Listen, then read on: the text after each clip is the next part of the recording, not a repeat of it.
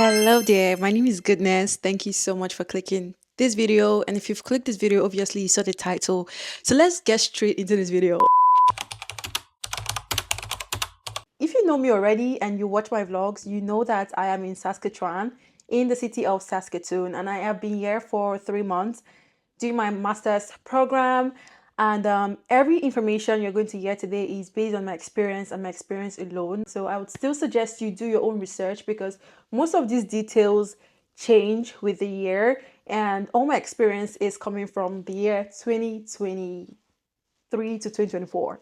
So this video is going to cover every single step I took that brought me from Nigeria to Canada, and it's going to cover my school application process, down to my visa application process, down to the visa requirements, my proof of fund, down to my accommodation, and down to some cost. I'm talking about my school fees, the cost of the visa, the cost of the school admission, just basically things that I know can have general cost. I'm going to spill those costs right here and now. Before I was doing my bachelor's degree, I already started researching institutions I would love to do my master's. I think this was in 2021. I was already looking down at the schools and the fees and everything. So my two options were the University of Manitoba and the University of Saskatchewan. So fast forward during 2022, fall of 2022 December-ish slash 2023, I realized, oh yeah, true. I remember I said I wanted to travel. Like I legit forgot that I wanted to actually pursue this. So early 2023, I tried to see if there was any applications I could make, but it turns out that I already like missed the deadline. So I had to wait till fall of 2023, which is the end of 2023. So by December again, I forgot that I was actually supposed to do this because one random day in December, my friend just like told me like, oh, like, goodness, didn't you say you wanted to travel? And I'm like, oh yeah, true. Immediately I went to research the two schools I already had in mind, right? So it did not really take me so much research because I already made this research a couple years ago. So I went straight to the both schools to see if the fees were still the same and if they still had the course I wanted to study. And I saw that everything was quite the same. So I began to make my application because when I made my application, it was like 2 weeks to the deadline. So the application fee for the University of Manitoba was $120, and the application fee for University of Saskatchewan was $100, and I applied to both schools. And for the application, there were some requirements. So they requested for my CV, which I had to quickly update. The next thing they needed was a statement of intent. A statement of intent is like an essay which the applicant writes telling the school why they want to study and why they chose the school and why they chose their course of study. So the next thing they required from me is my transcript. The next thing they requested for is my certificate. Now at this point, my university had not given me my certificate. So I had to like email my school to tell my school that, oh, my university have not given me my certificate yet. Can I post something else? And I think they said I could post my statement of results. A statement of results is just like a declaration that, oh, this student has completed her university undergraduate and yeah, just basically a declaration, right, that the school gives you before your certificate. So yes, when I emailed the both schools, they said I could submit my statement of results instead. So the next thing the school wanted was reference letters. For this reference letter, you just have to submit the emails of your professors or faculty member, any faculty member that knows you personally, that can attest to your behavior and vouch for you. So you don't write the letter yourself, and you are not permitted to write the letter on the behalf of these persons. You just have to submit their emails, and the school themselves would send a message to those emails you submitted, and the people that, or the lecturers that you submitted, will then write the letter for you, vouching for you, and then send it back to the school. So basically, I did not even get to see what they wrote about me. I just know that they wrote something about me. In case you don't know, this is like a story time. To be fair, this is a story time because I'm going to give you the duration and everything, what worked for me and how my whole process went, me personally, because everybody's experience is different. So I was able to submit my application after successfully uploading every document they needed, and after my referrals or references submitted their letters vouching for me and my behavior. And this, I think the whole submission process lasted about 3 weeks, because I knew I started December, and I was able to like complete the submission or get a confirmation of submission third week of December-ish. So that's that. And in my school's website, I saw that the application process would take about 3 months for them to come to a decision. So on March 9th, I got an email from my school, from the University of Saskatchewan, that I had gotten the admission. So yeah, there was no deposit. It was not a conditional admission. The University of Saskatchewan do not offer conditional admission, meaning you can get admitted to the school without depositing any money. So I got the admission on March 9th. Fast forward, University of Manitoba did not work out, and I later got the email from University of Manitoba while I was already processing my visa. So I already like removed my mind from University of Manitoba. So yes, so fast forward March 9th, I got the admission. Immediately, I started researching, okay, how can I start processing my visa? So that brings me to the next part of this discussion, your visa processing or visa procession or visa application. I don't know. I went to IRCC's website. I checked the requirements. Okay, to get a temporary study visa, what do I need? Once you click on www.ircc.ca, I think, I will put the website. Once you click on it and you maneuver through the website, you're going to see a part called temporary visas, and you click the student study route, study permit, and you're going to see every requirement you need. So I started gathering my documents from March, I think, till May. So I used 2 months to gather all my documents. I feel the gathering phase is very, very important, because you don't want to miss any documents. You don't want to miss anything, because one thing about this application, once you've submitted, you've submitted. Once you've submitted, you submitted. And you don't expect the visa officers to email you that, hi, sorry, we found out that you did not submit your proof of fund. What are we going to do about that? And you're not like, oh, sorry, I forgot to submit it. Let me send it back to you. Nobody's going to do that for you. So I used March, April, May, 3 good months. I'm not even going to lie, 3 good months. And in this process, there was so much emotions. There were mixed emotions. I was always scared. I'm not going to lie. I was like, I don't want to waste my time and waste my money, because a lot of money, I'm not even talking about the proof of fund.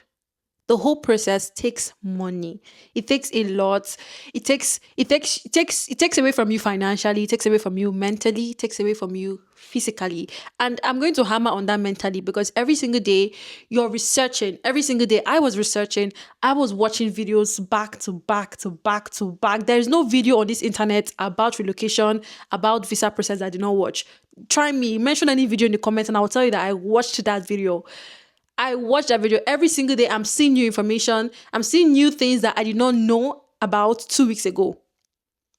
Did you get, like, every single day there's new experience, there's new point of view from different people, and I was just like adding it.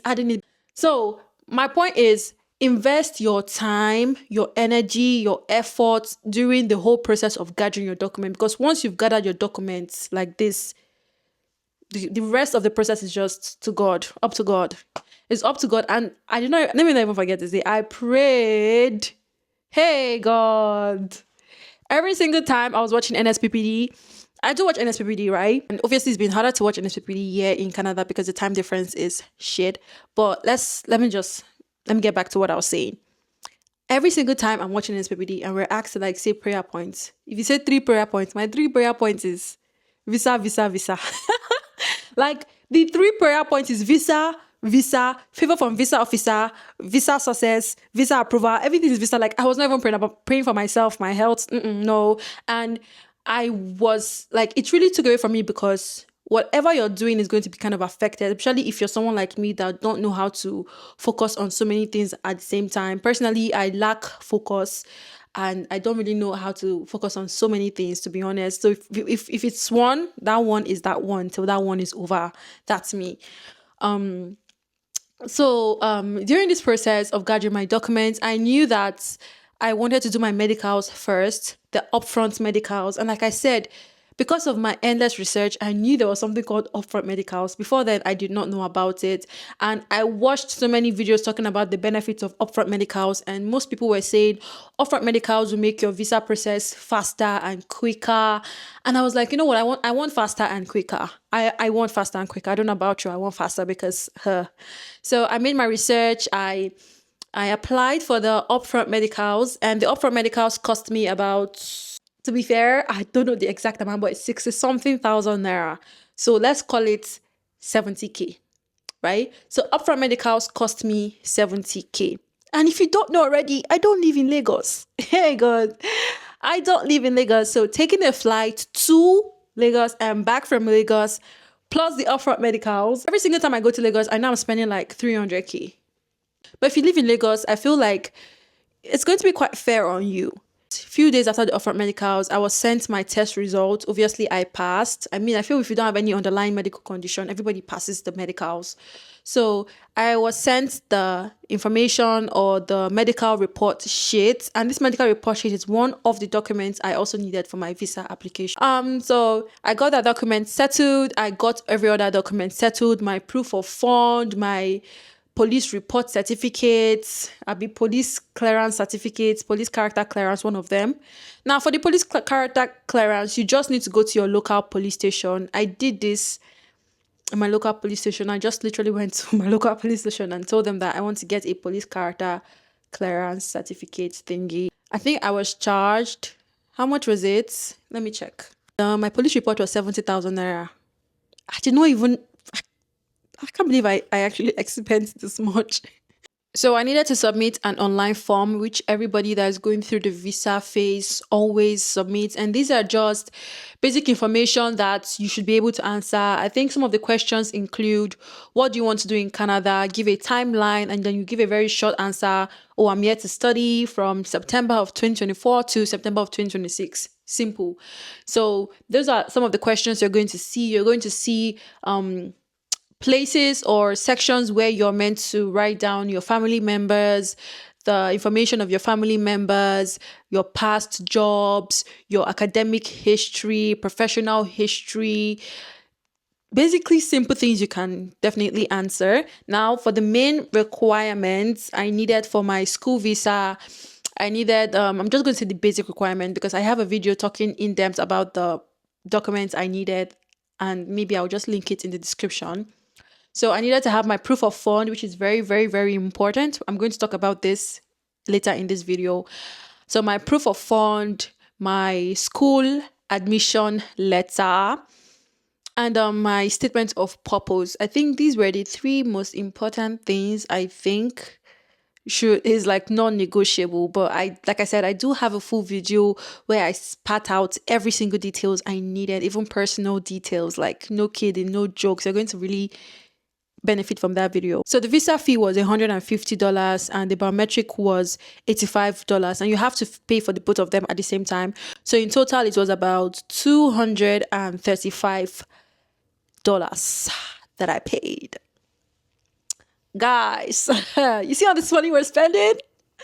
You see all this money you're about to spend? Like, apart from the emotional loss, apart from the sleepless nights, the money in this T-Pain regime, in this Tinubu economy,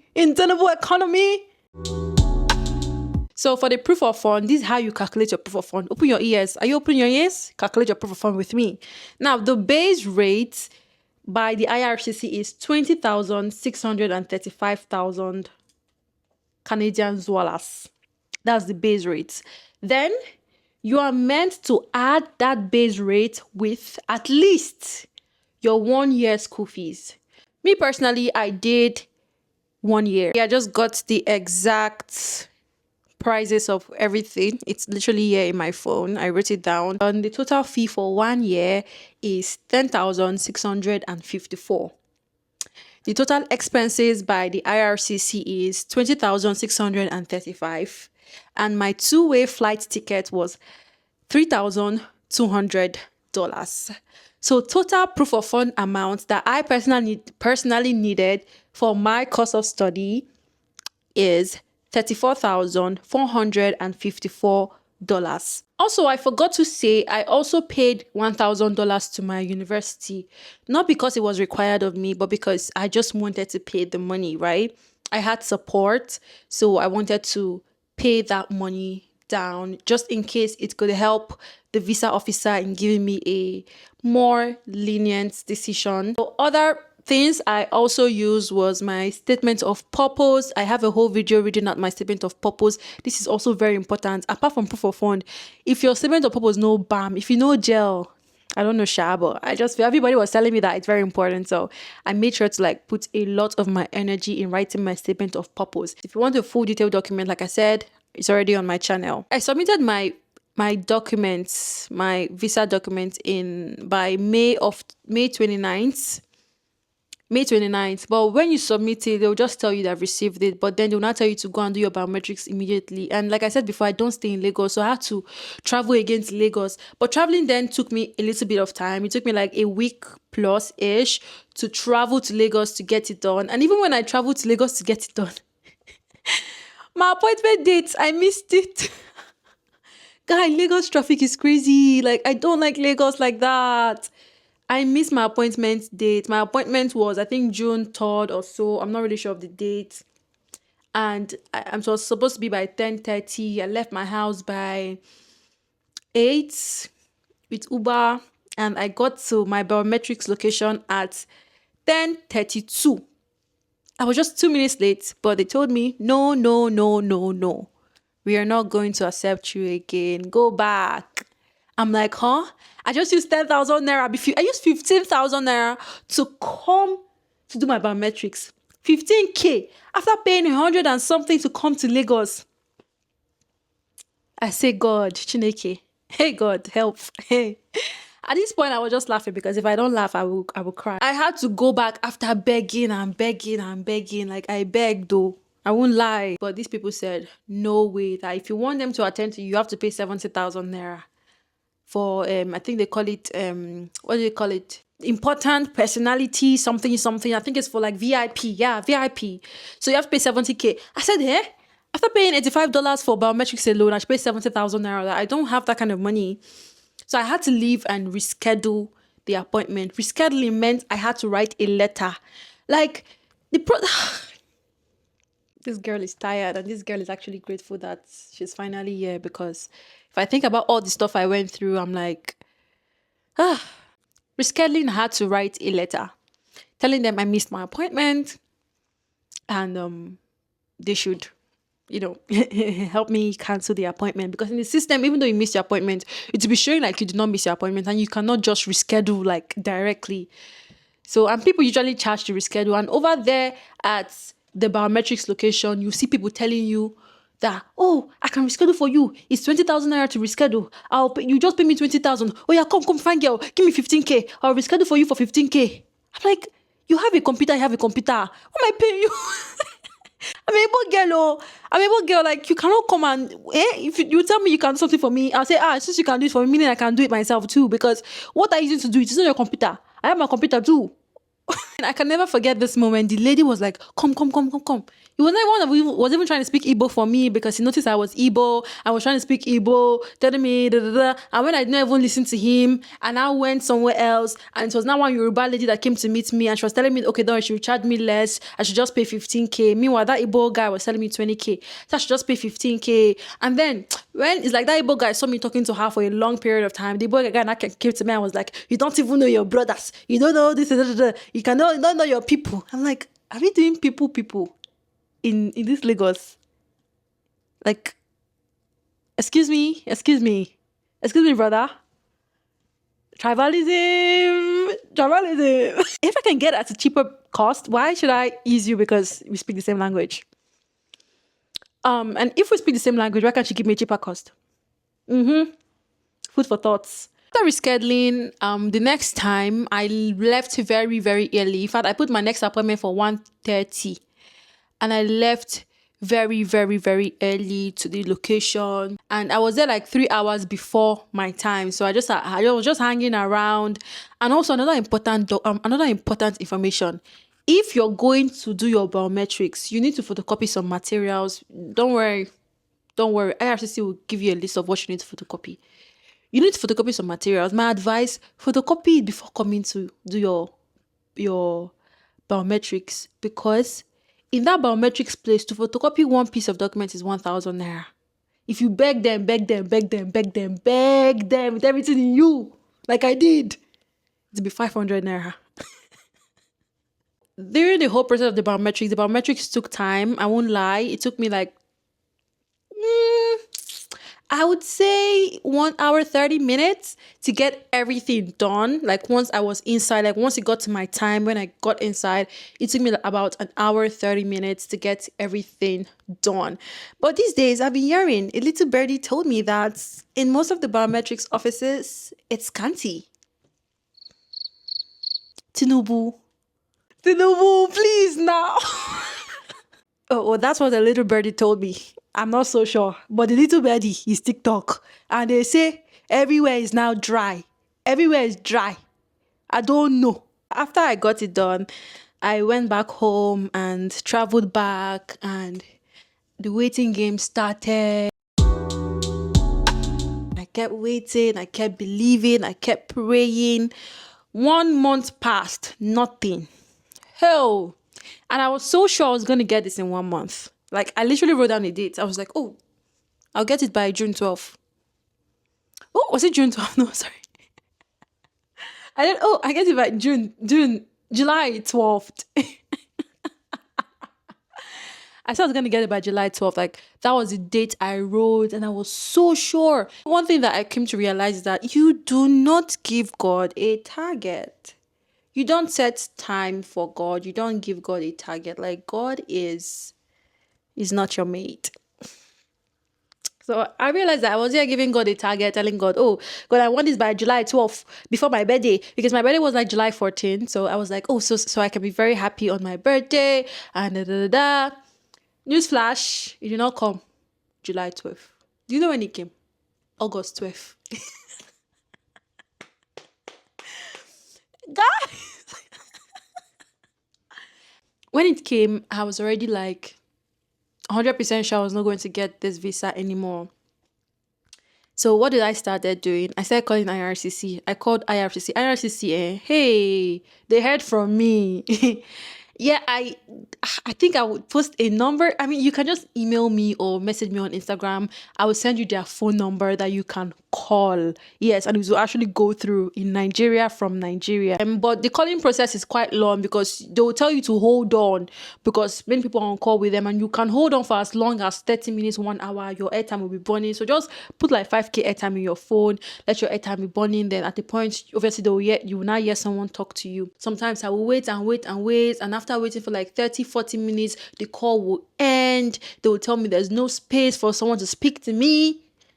So one fateful day, it went through. And when it went through, I spoke to the woman, the lady. She was really nice. And she was like, oh, that she cannot give me information about my decision on call, because the team responsible for checking these documents is different from the team or the section she currently is. Her job is just to pick up phone call. I then asked her, okay, like, is there any particular person you can give me their number so I can talk to them? And she then forwarded me IRCC Lagos and Abuja number. Trust Nigeria to never work effectively. None of the numbers we're going through. None of numbers is no more available. Is not working again. Oh, unfortunately, dearest customer. So when I found out that the Nigeria and the Abuja's phone number were not working or connecting, I was not speaking to anybody, I had to call IRCC Canada again. Yeah, another waiting. And now I was very strategic. I knew exactly what I wanted to ask the person. So I introduced myself. I kind of like told them that, hi, I applied May and it's currently August. My school is to resume September. And I want to make sure I'm in Canada 2 weeks before my school resume, meaning I have to be in Canada this same August and I have not yet gotten a decision, right? It's very strategic. So after explaining everything, I then said, I just want to know if maybe there's something missing from my application that is delaying my response or delaying a decision from them. She now like checked my application there and then. She now said, I'm looking at your application right now and it looks like there's nothing missing in your application, that everything is right, everything is good. And that maybe I should just wait a little bit more. That was she told me, that I should just wait a little bit more, that everything is good. And I said, okay, no problem. Thank you so much for your information. Da, da, da. So after that conversation with the lady, I did not really bother to call again, because then I was like, you know what? I'm just going to leave it. If you work, you work. If you don't work, work. And at this point, I started getting myself busy. Lo and behold, August 12th, it was 12th, I got an email from IRCC. And when I got the email, my heart was beating. I did not want to open it. Thinking about it now, my heart is still beating. Like, I'm here now. I'm here. Goodness, calm down. I just left the room, went to the parlor, and just like opened it. And after opening it, and I saw original passport submission. Like, once you see that passport submission, you've gotten it. I didn't even scream. I was not even happy. Like, funny enough, like, I'm even more excited now than I was then. I was just like, oh, well, okay, fine. I have to go to Lagos again. Ugh. So basically, I shared the good news that night. I called my mother, I called my sisters, and I just posted it on my family group chat, to be honest. And then everybody was screaming. Everybody was shouting. Everybody, my mom now, what God cannot do does not exist. I'm like, yes, sir. I'm like, yes, sir.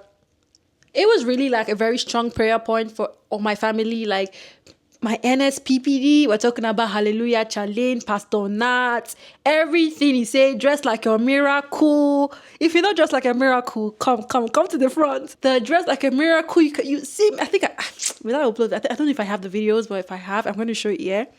The dress like a miracle. What did I even wear?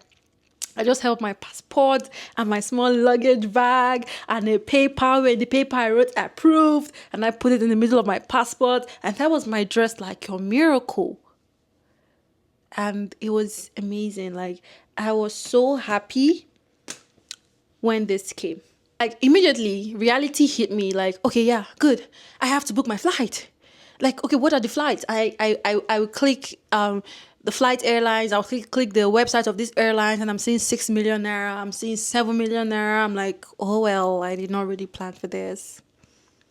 Okay, yeah. So fast forward, like, this is a story time. Remember, so when I got the visa, when I came for my biometrics, right before leaving Lagos, I dropped my passport with my mom, and I told her that once I get a call to submit my visa, she should go help me. Sorry, once I get a call to submit my passport, she should go help me submit my passport. That's because I deep down knew that I was going to get this visa. And like I told you, I was saying July 12th, but it did not come July 12th, right? So prior to this July 12th not happening, I was 100% sure I was going to get it. So I dropped my passport in Lagos. I was like, Mommy, when I call you by July that I've gotten the visa, help me go there and go and submit it. So when I finally got the visa, August 12th, I then told her, and the next day she went to submit the passport, and in less than 3 days, my passport was ready for collection. And to collect it, you have to come by yourself. Obviously, I had to pack my life in Owerri. I was in Owerri, by the way. I had to pack my life from Owerri in one bag, and I went to Lagos, booked my flight, went to Lagos.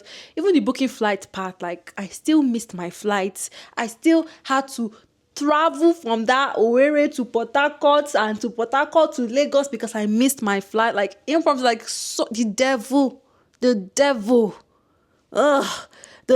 tried me. The devil tried me. The devil tried. Flight that was supposed to happen by 6. I got to Lagos by 1 a.m. because I missed my Owerri flight, and immediately I had to take a cab to Port Harcourt that night, because if I did not go that night, there was no available flight till like a week. So after I got to Lagos, I think the next day I went to pick up my passport and it was perfect. The visa was perfectly in my passport. And I was like, have you ever seen anything so beautiful? No, you've not. The next phase is accommodation. Even before I got my visa, I was already checking for houses, for accommodation, and these were the two places I was checking: Facebook Marketplace and Kijiji, the $1,000,000 question. Goodness, how did you get your apartment? Goodness, we need a video. This is your video. This is your video. Now, this is how you're going to do it. Go and download VPN for Kijiji app. Download VPN. Now you can access Kijiji through an app. Just go to your Apple Store or Play Store and download Kijiji. Or you can go through the web and download and just search Kijiji Canada. Simple. Google is going to bring websites and I usually click the first website. Type in Kijiji. Then you put in the name of your province or something or your city. So I'm going to type in Saskatoon. Click that. Click the first link. It's usually the first link. Then you're going to see this location icon here with Saskatoon, right? Go to real estate. Then you click on for rent. Click on room rentals and roommates. Room rentals and roommates. Now we are going to make it very, very, very precise. So we won't waste our time. Go to filters. Go to location, confirm the location is in Saskatoon. You go to price, then put in your price. I want the price range to be from 400 to 750. Anything within this is my budget, right? I don't want it to go more than 700. Fine. I don't want it to go more than 600. You type in 600. If you want something 1000 and less, type in 1000. So you click on apply. Then if you want it furnished, click on furnished. Click yes, I want it furnished. If you have pets and you want to make sure you can have access to bringing your pets, click on pet friendly.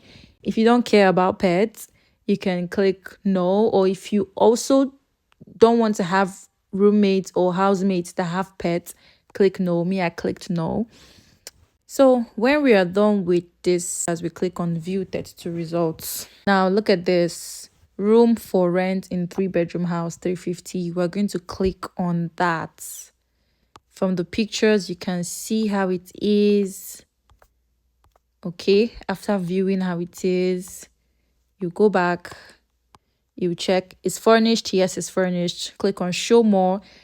All utilities are included, which is what I advise. As you can see, these are the features of the place, right? Then perfect. Once you see all of this, you look at the seller, the name of the seller. You're going to see contact the seller. You send a message. Quick one, guys. You have to sign in to be able to send them a message. But most times, or sometimes, these sellers usually have their phone number. So if you have someone in Canada that can help you call them directly without having to send them a message, that's perfect. But most of the time, you have to actually sign in, create an account, then send them a message, and you guys can start communicating. You can sign in to send a message, but I never really did any of this. I'm lying. I have an account with them. I literally just found out now I was editing this video. So create an account with them. Even though, yes, I still had somebody in Canada that could talk with them directly, but I had an account and I was talking to them directly. So most of the times when I scroll down, I would see their phone numbers. But as you can see, this person did not really put their phone numbers. Now you go to Facebook, you can click the location and change your location. Let's put Manitoba. Let's not use Saskatoon this time around. So Winnipeg, Manitoba. Apply. Now it's going to be Winnipeg, Manitoba. So now I go to categories, click on rentals, click on filters, price. You can put your minimum price. So let's put 500 to 800. Click on filters again. For bedroom, you can put, if you want a house with just 2-bedroom or 3-bedroom or 4-bedroom or 5 or 6, me, I don't really care. But to be honest, at least 3. I don't even need anything more than 4 because I can't imagine having 4 roommates. So see. Click on filters again. Bathrooms, you can put at least there should be 2 bathrooms in the house because I don't want to share bathroom with 3 people. Again, your preference. So click.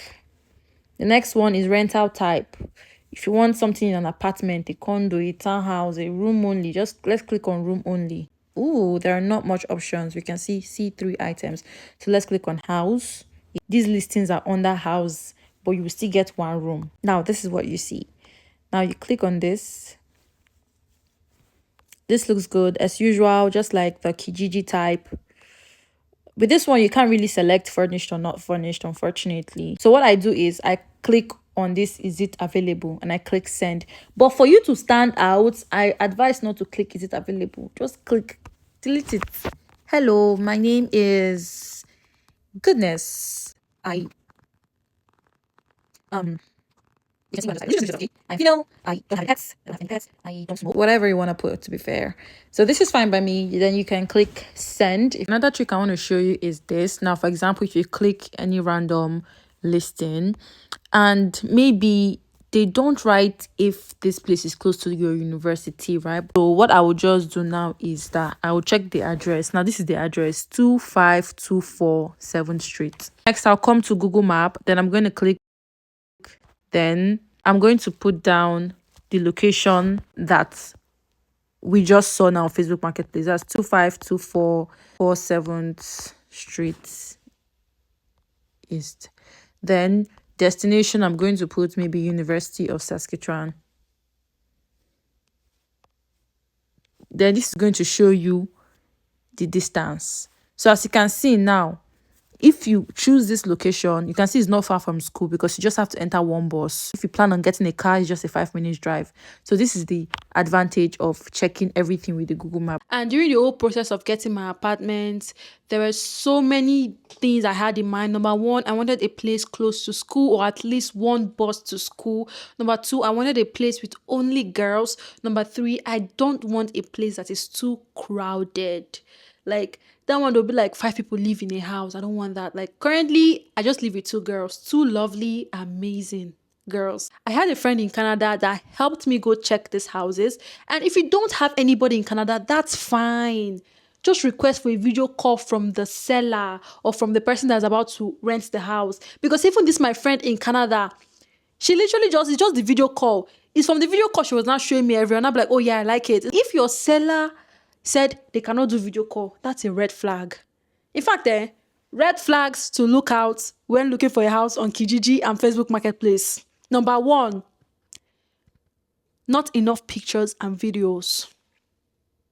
Number two, if they don't want to do video call, excuse me, ma.